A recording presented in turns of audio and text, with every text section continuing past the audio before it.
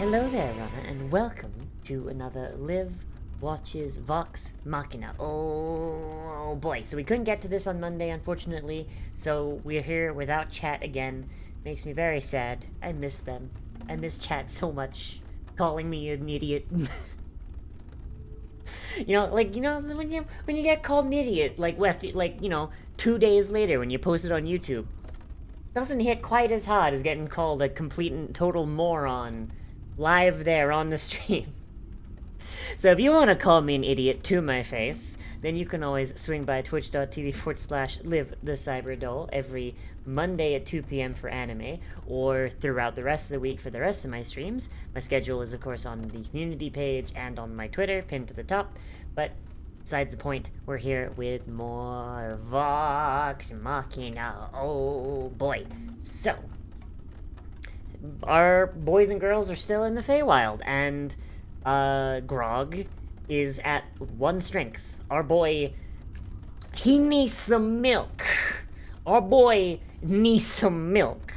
Apparently in the actual, tabletop, it just outright killed him, which I understand why they made this change, because, Vex only just came back from the dead, so that it does kind of paint an issue with 5e, but we'll get to that in a minute.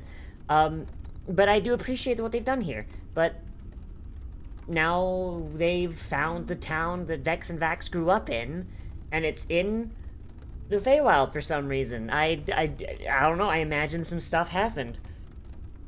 That, or the Fey are messing with the Elves again, but since when did the Fae never mess with that? Since when did the Fae not mess with Elves? Let's be completely honest with ourselves here. It's number one, Fae pastime, isn't it? But let's get in here and let's see what happens, shall we? In 3, 2, 1, and go. So yeah,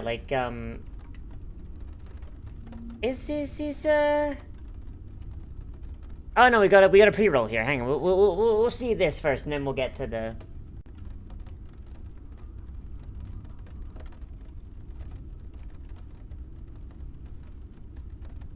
My man loves his melons. Wasn't it destroyed by something, or?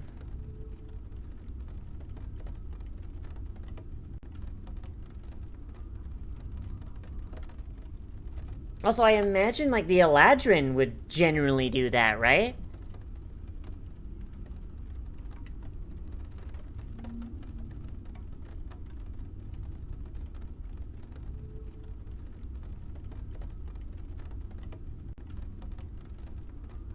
No.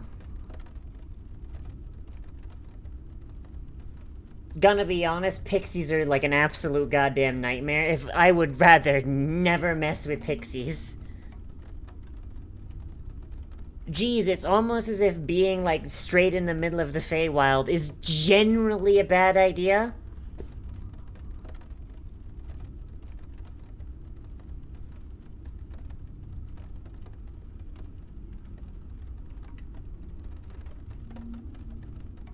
Geez.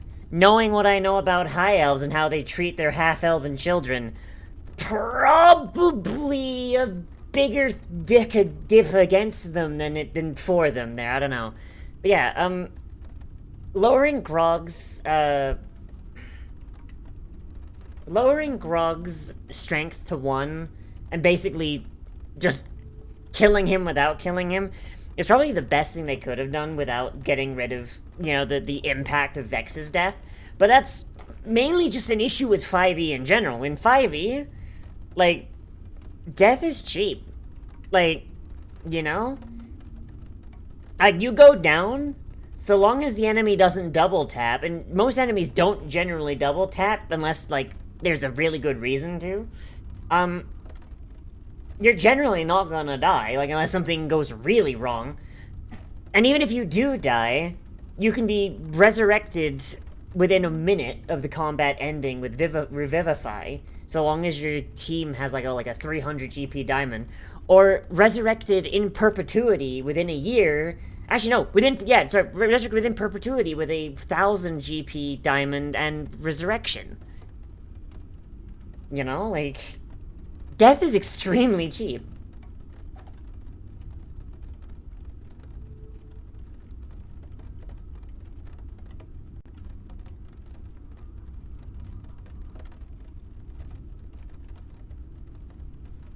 Jesus Christ.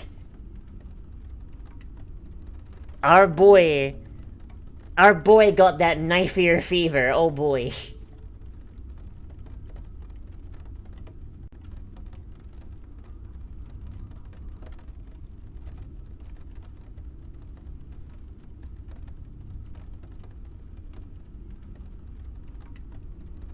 Oh man. Jeez, they got replaced, like, immediately, huh? God damn.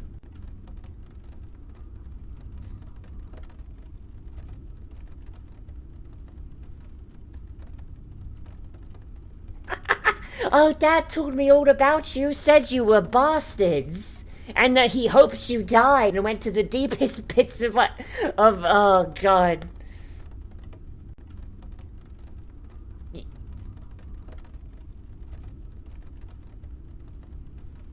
Jesus Christ, this is the most, like, high elf to ever high elf, huh?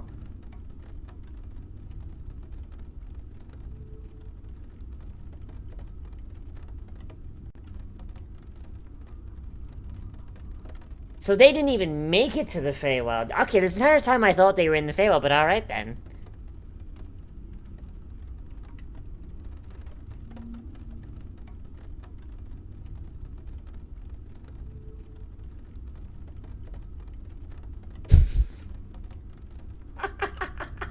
God, it just... Wait, what? Wait, what? Hold on a minute. Is Grog and Pike adopted siblings? Holy shit. Is Grog Pike's adopted brother or something? Holy shit.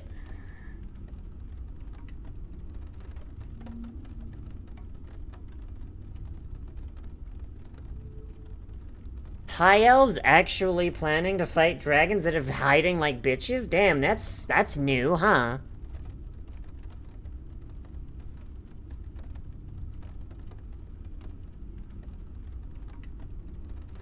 And... Holy sh... Someone finally gave a crap about his titles, my god.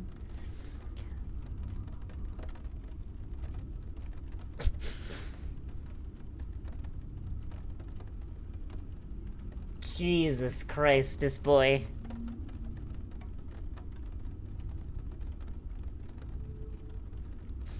Yes, in fact, we've already taken possession of it, and no, you can't have it.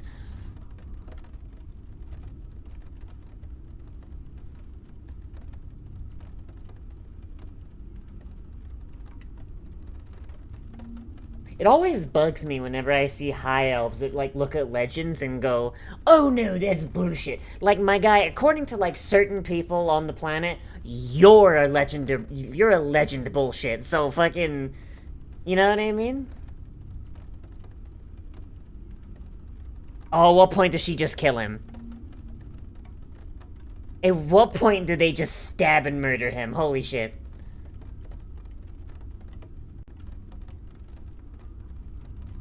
My guy, they are your family. Holy shit.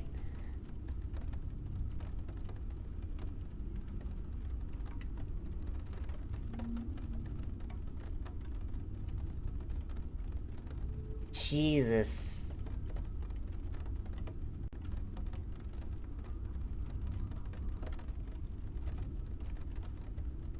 Dungeons and Dragons characters have, like, a well-adjusted family life challenge actually impossible. I think the only person who might actually have, like, a decent time here might actually just be Pike. Pike might be the only person that's actually got a loving family, my god. Oh. Good news! It's a suppository.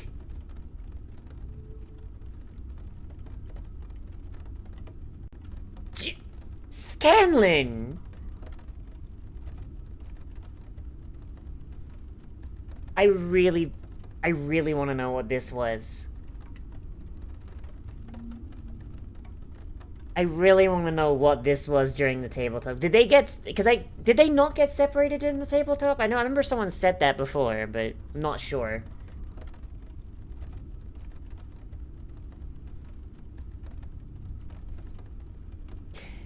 And we want you to remember, Dad keeps his alcohol in the third cabinet to the left. The key is underneath the cabinet. Have fun. Oh, God. I'm sorry. I'm having a lot of fun with this because I've had players that have backstories that are very similar to this. So my brain is just auto-filling what they would do.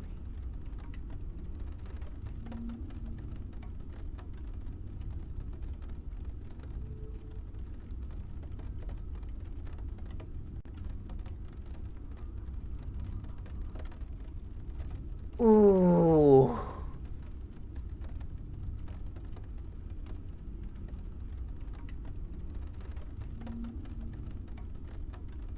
My guy!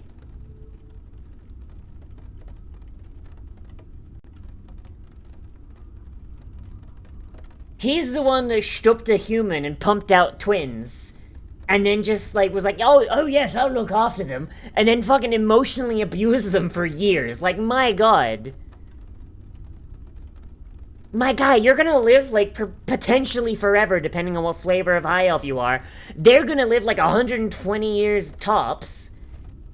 It is a blink of the eye in an elven lifespan. My god, you just gotta play nice for the equivalent of, like, 10 years. It's like looking after a dog, my god. You don't gotta wait that long for them to just keel over and die, and then you can talk shit about them. Jesus. I hate High Elves so much.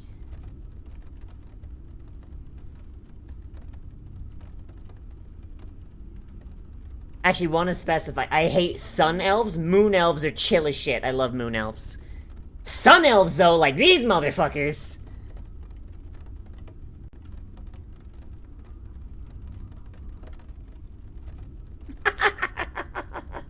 Oh, Jesus.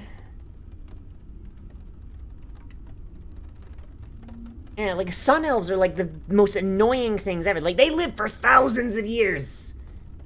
And, like, and they just despise their half-elven children. Like, come on, my guy. You're the one that made them. You're the one that made the mistake of sleeping with somebody that's gonna live a fraction of your lifespan. And then the half-elves are gonna live a fraction as well. Like, just be nice. It's like owning a dog. But, like, I'm sorry I'm getting heated about this. I just really just hate Sun Elves so much. My least favorite thing in this entire, like, setting. I say setting, but I know that Mercer does his own setting, but it's still basically fucking Faerun.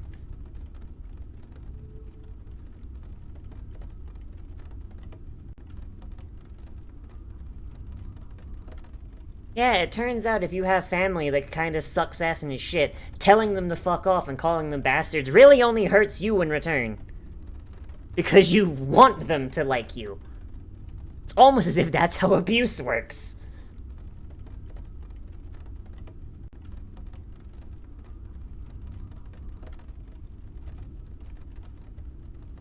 God, I hope he dies. I unironically hope he dies. Like, he has some big thing where he just fucking dies and there's no, like, attempt to redeem him. No, he just fucking dies like a bitch and it's his fault.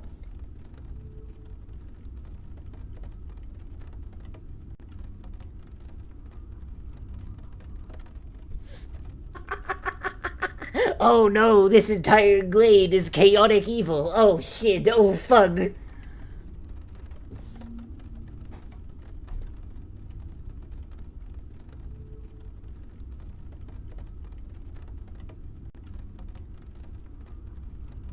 Quick, listen to the funny Welshman.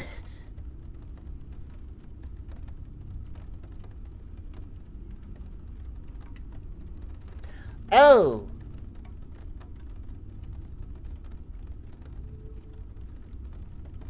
Oh, there's just a whole ass archfey here. Well, that's not great.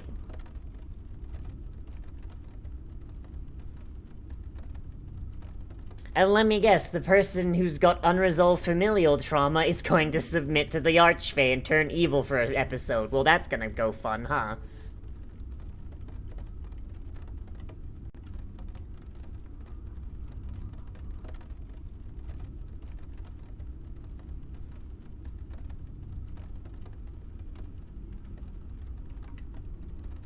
You're gonna need to get some barbells, my guy.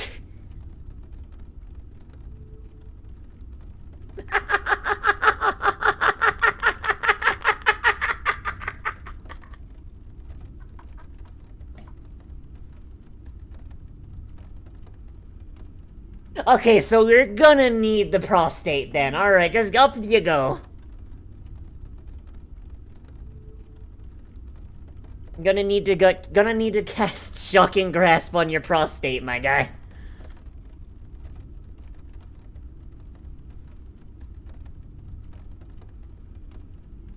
Ah. Well, looks like something human got here before them. That's going well, I suppose.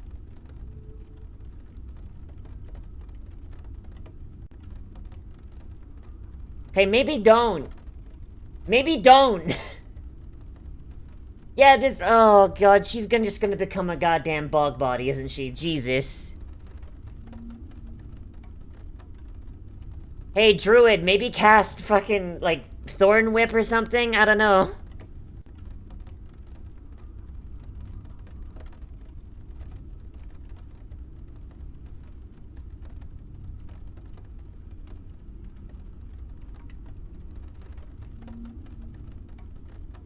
Oh my fuck.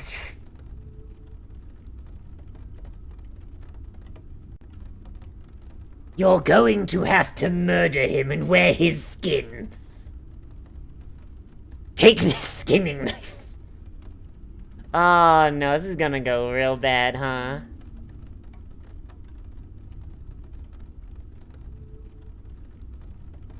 Oh hey, good news, they finally got rid of Garmelie.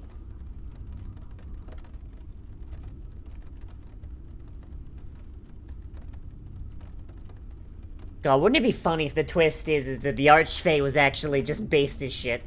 Everyone's just being a dictum for no reason.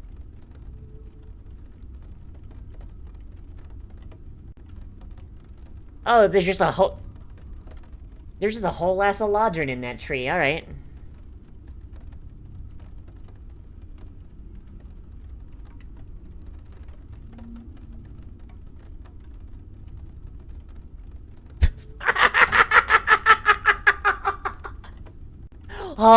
I cast America!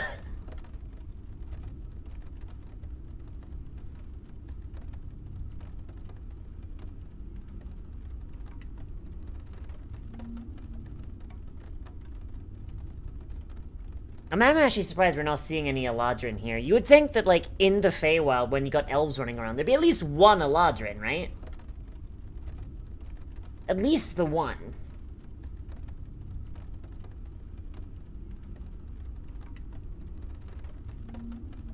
Oh, shit. Replacing her daddy issues with another daddy. Oh, shit. Oh, no.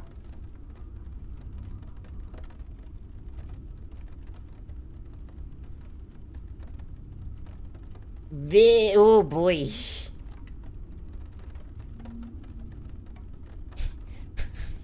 So, okay, so hey, there you go. Find you a girl with daddy issues. Bring her into your cursed glade. Cursed glade, even, and modify her memories. There you go. That's how you get a... Jesus Christ.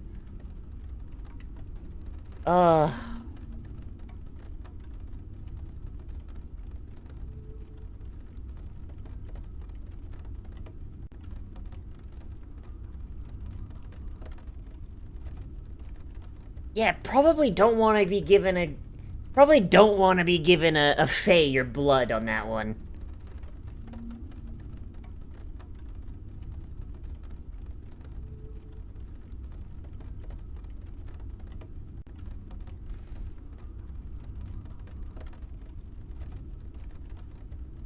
Your feelings matter. Murder is okay.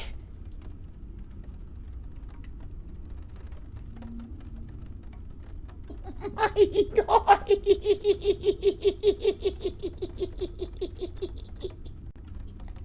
Oh my god, I can fix her!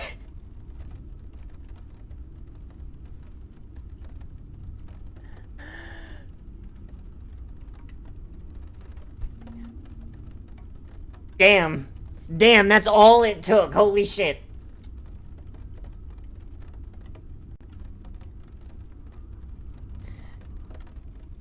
Hard to believe that the Archfey's entire thing is that he's a goddamn... Oh my god, he's an incel! Jesus Christ. I feel like this isn't a cursed Archfey. I feel like it's just an incel Archfey. Holy shit.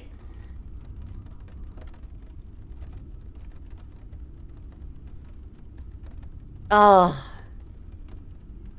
See, this is D&D. This is D&D right here. Take a creepy guy you saw on the bus and turn him into a fucking mini-boss. Fire would help.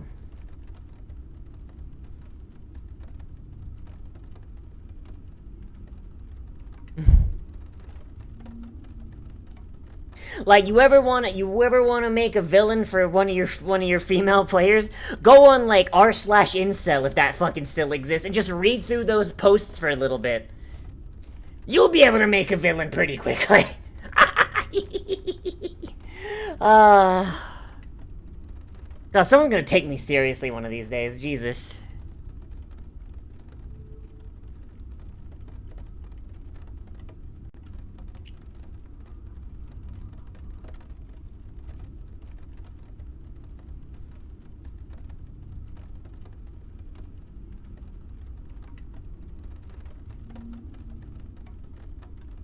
Oh, that's rad as shit! Does that bow let you cast Fireball? Holy shit! Like, if it lets you cast Fireball as a ranger spell, that'd be pretty good, because I'm pretty sure that's like one of the more powerful spells that ranger just does not get access to. Oh hey, Elemental Wild Shape. Why it took her, like, full-ass minute to go through, I don't know, but alright.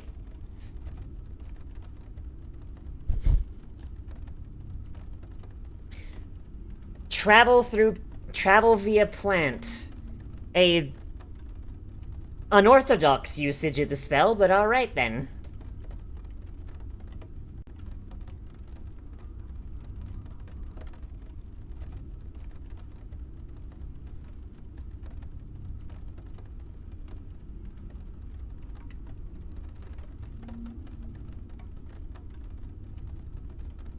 Just... Ooh. Alright, I really want to know what the stats on this bow are. Holy shit. I really want to know what the stats on this bow is. Holy shit.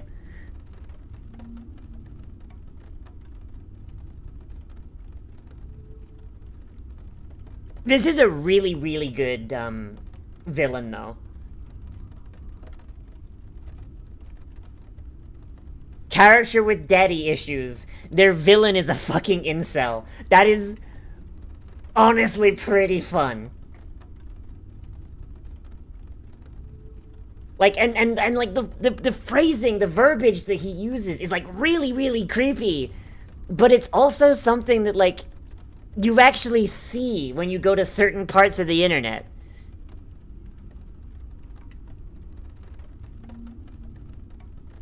And stabbing him with an arrowhead made by the person that she actually loves. That's some fucking symbolism right there. That's great. Love that.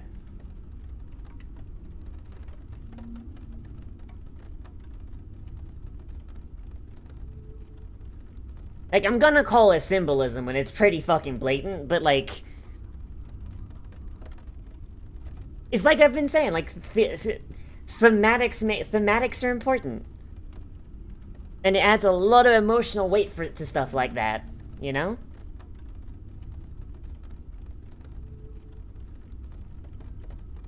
I mean, you may not be able to talk to him, but that looks like a longbow. Just saying, it's got a range of 320 feet. He stands next to an open window a lot, just, you know.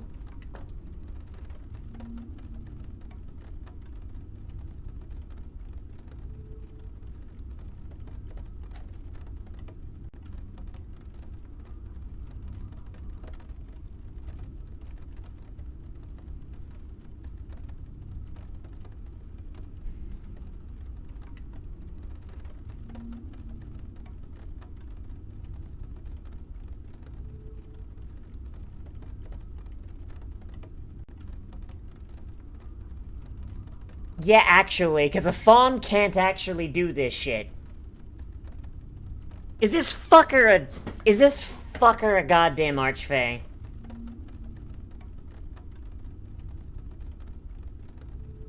Okay, what the fuck actually is he? He has to be an archfey of some kind, right? Well, that's really... Okay, well, that answers that question.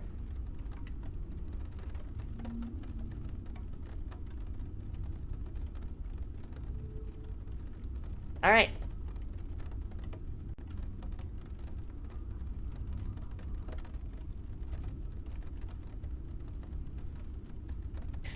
Ooh.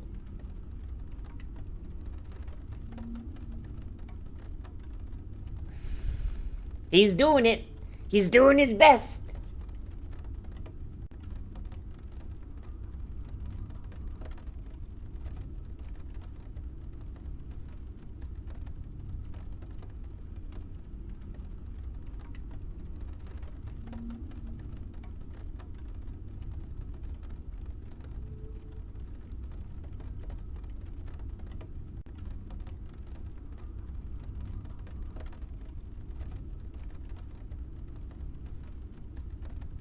What?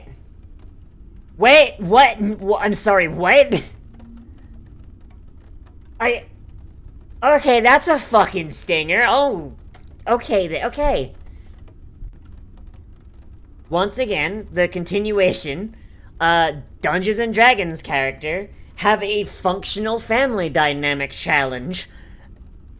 Potentially impossible. Like, it's like we've seen Pike's great-great-grandfather, and he seems pretty chill, but that's still like 3 generations of family that might still be incredibly fucked up. We still got like pulls on the gotcha lever to go through there. So far, you know, the Derolos fucked up in that they're dead. Fucking oh jeez. Vex and Vax, their whole thing. We just got done with that. Grog's uncle. The implication that Scanlan's family life isn't all that great either. Like, oh boy. Heedless mother being dead and her having gifted kid burnout syndrome. Like so far, like we are like, oh god, like I think I love that because it's like it's such a, it's kind of overdone a little bit in that Dungeons and Dragons characters almost always have something that they're running from, and let's be honest, most of the time it's family related. Let's be completely honest, or at least in my experience it is. I don't know how, you know, I should specify. I play Dungeons and Dragons with a lot of queer and trans people. And they say write what you know. And guess what a lot of queer and trans people have issues with? Oh boy, but in my experience, yeah, it's a little overdone. It's a little overdone to have a character who has family issues. Like out of my characters, I can think of very few that don't have some kind of family issue. Like, one of them is an orphan, the other one is got a very similar situation to Vex and Vax, actually. Another one, she killed her dad in an honor duel because she's a half orc and he's a full orc. There's a lot of stuff going there. That's a problem. Another one, her parents died in a car crash. She's a mechanic.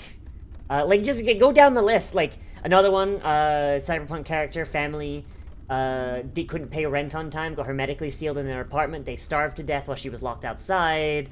Like, just go down the list of my tabletop characters. You will find very few that have a workable relationship with their family.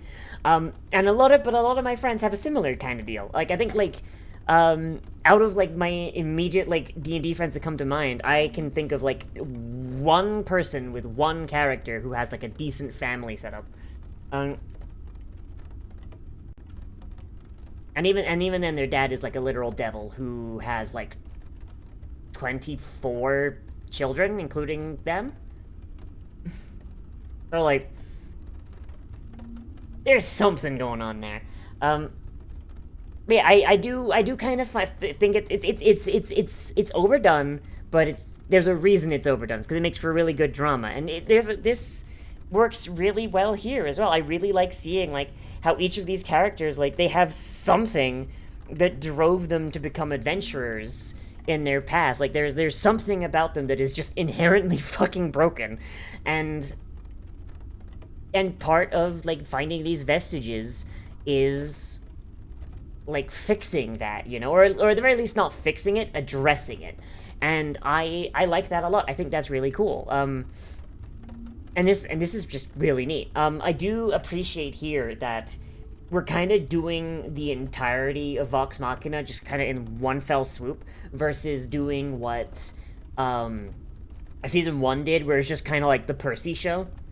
Though I do appreciate it, because I feel like season 1 kind of I don't know. I think maybe because it was just kind of it's the first season, so it has to introduce a lot of stuff. I feel like maybe that's why. But now that they kind of hit the ground running and they can just go, and there's this big external threat that's completely separate from their personal dramas, they can do more.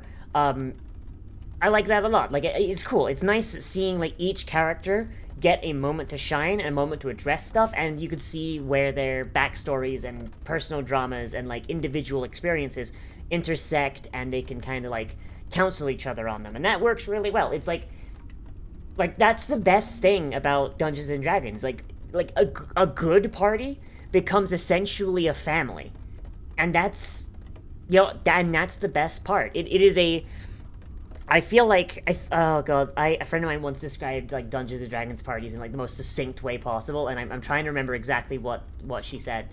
A Dungeons and Dragons party is a found family of chaotic bisexuals with very, very loose morals, and a ridiculous sense of Schadenfreude, saving the world most of the time by accident, and sometimes making it worse. But I think that's the best description of a D&D party ever. And I honestly, whenever I DM, I strive to encourage that sort of environment. It's not something where I will force it, but I'll kind of set things up to give them that space. You know what I mean? You want characters that get along. You want characters that gel. You want them to like each other, at the very least tolerate each other, and you want them to have that thing of if one of them dies, it's going to be the thing that the friend group talks about for the next week. Even in D&D where death is really, really cheap, there's still that emotional thing of oh fuck, they died. It is something that I like a little bit more about Pathfinder, as I've been kind of learning Pathfinder and kind of coming to terms with that. In Pathfinder, so in D&D, if you die, you can be resurrected within a minute if the party has a 300 gold pieces diamond, though some DMs will allow you to substitute any sort of gemstone so long as it's 300 gold pieces, but rules as written, it's 300 gold piece diamond. But that's not really all that difficult to come by, especially once you've been going for a while. Especially because diamonds, it doesn't have to be the diamond by itself. The diamond can be in something in like like a piece of jewelry or whatever. Like you could have a diamond ring. If that diamond ring is worth 300, this game doesn't really have a system for determining like the ratios of price of like the diamond versus the ring. So the diamond ring counts. D&D kind of has an issue with that, where like it's very, very vague about shit that it really should not be. Which Pathfinder is not, and I really appreciate that. Like, holy shit. Versus, yes, but then if you don't resurrect them within that minute, it's 1,000 gold pieces, with a resurrection spell. But you can actually, if you can just drag someone's corpse to a major city and take them to a church where there's like clerics and shit. So long as the clerics there are like, you know, they vibe with that person, some DMs will limit it to like, okay, what was this person's patron deity? You give them the 1,000 gold, and they go, or 1,000 gold and maybe a tip, I don't know, and they'll cast resurrection for you, and that can happen in perpetuity. Like you could actually leave. I actually once had a player who was dead for 20 years in game time because we had a time skip. So, like, literally, the party, like, this person died, the party kind of went like, oh, shit, oh, fuck. And they they bought, like, a mausoleum for this person, and they went, like, you know, do that. Because we thought that, like, we weren't going to be able to play again. So we're like, okay, we'll end it off here, we'll bury this guy, and we'll go. And then it turns out that the break we had to take wasn't as long as we thought, so we just came back and was like, hey, what if we just, like, zoom forward 20 years? And then, like, oh, shit, okay, yeah, but what about what's-his-face's character? They broke into the mausoleum that they bought, dragged him to the church, resurrected him. Everyone else was 20 years older. For him, no time had passed. And he's just kind of like, what the fuck happened? You know, like death in D&D is very, very, like, undoable. Versus, like, say, Pathfinder, where, like, if you don't get resurrected in a year, and there's no, like, revivify, like, in a minute, like, oh, it's cheaper. Like, no, you get resurrected within a year, and here's, like, a big fucking, price tag on it. I don't remember what the price tag is, but it's decently sizable. If you don't get resurrected in that year of in-game time, you're fucking dead. And that's pretty neat. But, yeah, like, with the thing with, like, that's the thing, like, you want to make the deaths, even though they are they are reversible, for the most part. You want to have them have that emotional impact that kind of maybe makes your players go, like, oh shit, they died, but, like, we can undo it, but, like, fuck, that was rough. And then sometimes players just kind of want to, like, do a different character, and then so it's just kind of like, yeah, my character does not want to be resurrected because someone can refuse a resurrection. I don't know, like, it's really neat. Yeah, I know, like, I'm kind of, like, going off on a tangent here and have been, but, like, I fucking love tabletop. God damn it. But this episode, really good. Really good. But then all of them have been really good. I love the drama with Vex and Vax's dad. I love the revelation that, like, he's not only remarried, and an elf no less, and also had another child who is just completely innocent and, like, doesn't really know anything about them. I don't know, like, the kind of, like, looks on their faces when they see they've got, like, a half-sibling. Like, you can kind of see that, like, they're, like, their sibling bond, it's not just, like a twin thing. It is, like, no, they have another sibling. Immediately, all of that love that they have for each other just laser beamed. Like, straight in. Like, I love that. I love that about them. That's such, like, a amazing character aspect of them. I adore that. I'm glad the side stuff with Grog is progressing, but didn't take too much time. That's really good. I like the kind of, like, little drops of Pike and Grog both calling Pike's great-great-grandfather Pop-Pop, which implies that Grog was adopted, and that's actually pretty fun. I like that a lot. The whole thing with Vex's insecurity about her father leading into the fight with Saranor, was that his name? Saranor? That was really, really well done, and I don't know, it felt extremely D&D. Like, I know, like, you know, taking creepy shit said on incel forums and turning it into a villain is something that, you know, regular animated series can do regardless, but, like, it felt very, very tabletop. Just kind of like the DM starts looking for a villain, and what do? They go online and they say, okay, what's, like, the worst person I can fucking think of? Let's see, r/incel. Oh man, some of these are just villain monologues by themselves. Shit, like, you know what I mean? Like that is like the most D&D fucking thing ever, and I love that. Like, holy shit. It's like someone turning fucking like. It's like someone it's like someone turning Fuck,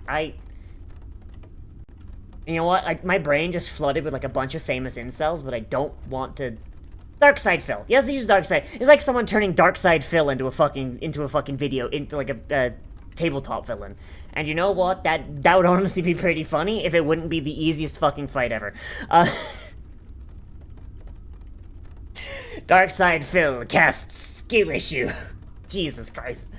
Man, I really, really like this episode. I like all of these characters, and I look forward to every week when I do this. And God, I'm hoping that I just don't get fucking slapped again, because, like, this is unironically the highlight of my week, like, is watching Vox Machina and just, like, talking about it and just posting my things.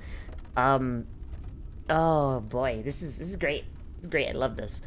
But, yeah, I don't really have anything else to say. I loved this episode. It was pretty, it was story-wise amazing, like, I loved, like, just, it still feels like tabletop, and despite the fact that it is, like, very clearly, like, veering off into actually being written, it still keeps that feel, at least for now. It's a little more obvious when they spiral off into, like, shit made specifically for the show now, but, like, it's still good. The heart is still there, the soul is still there, and that's still really, really good. I also just got done with playing D&D myself, so, like, maybe that's influencing it a little bit, just a teeny tiny bit. But, yeah, that's really all I gotta say. So let me know what you thought of this down there in the comments, whether you liked this episode, you disliked this episode, you want to bring up something I forgot to talk about, which is entirely possible. And if you want to catch these live, then you can always swing by twitch.tv/livethecyberdoll, linked up there. And I stream the anime and this every day, starting every Monday at like 2 p.m. Eastern Standard Time. I also stream other stuff throughout the week, usually starting at 2. Schedule is once again pinned on my Twitter and on my community page, or if you're a patron, then I do post the schedule every Sunday on Patreon as well. Oh boy. If you're watching this the day this comes out, I am definitely streaming. I don't know what it's gonna be, because I don't know when I'm gonna get this edited. So, swing on by the Twitch at 2 p.m. and hopefully we'll have a good time, and hopefully I'll see you there, runner. Okay. If you want to support chatting, do Patreon, etc., blah, blah, blah, blah. Linky doos down below. YouTube show. Alright, so I'll see you in the next one, runner. Bye-bye.